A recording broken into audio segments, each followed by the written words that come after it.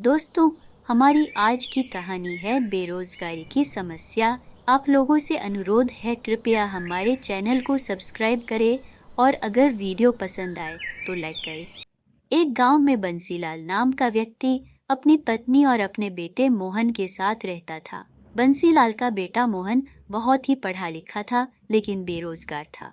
मोहन को उसके लायक कोई भी नौकरी अब तक नहीं मिली थी। एक दिन बंसीलाल मोहन से कहता है, मोहन, तुम्हारी पढ़ाई पूरे हुए बहुत समय हो गया है। अब तक तो तुम्हारी नौकरी लग जाना चाहिए थी। गांव वाले लोग भी बातें करने लगे हैं। मुझे तुम्हारा यूं ही घर में बैठे रहना बिल्कुल भी अच्छा नहीं लगता। पिताजी, मैं कोई बड़ा काम करना चाहता हूँ। मुझे मेरे लायक अब तक कोई भी नौकरी नहीं मिली है। मैं प्रयास कर रहा हूँ। कुछ महीने यूं ही बीत जाते हैं, लेकिन फिर भी मोहन की नहीं नौकरी लगती।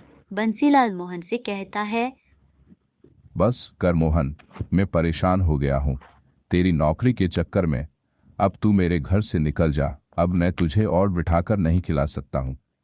मोहन यह सुनकर गुस्से से घर से निकाल जाता है। मोहन की मां दौड़कर उसे रोकने की कोशिश करती है, लेकिन मोहन नहीं रुकता और जाने लगता है। तभी मोहन की मां अपने कान की बाली निकालकर उसे देती है और कहती है, बेटा, इस जमाने में खाली हाथ कोई नहीं रह सकता। तुम इसे ले जाओ और इसी से कुछ अच्छा काम करना। मोहन भावुक हो जाता है और अपनी मां के गले लगकर वहां से चला जाता है।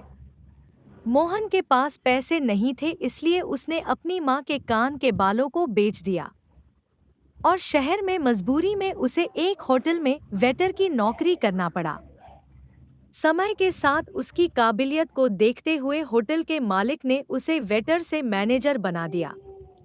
मोहन मेहनत से काम करने लगा। समय यूं ही बीतने लगा। एक दिन मोहन ने सोचा, मेरे पास अब इतना पैसा इकट्ठा हो गया है कि मैं अपना खुद का कोई काम शुरू कर सकता हूँ।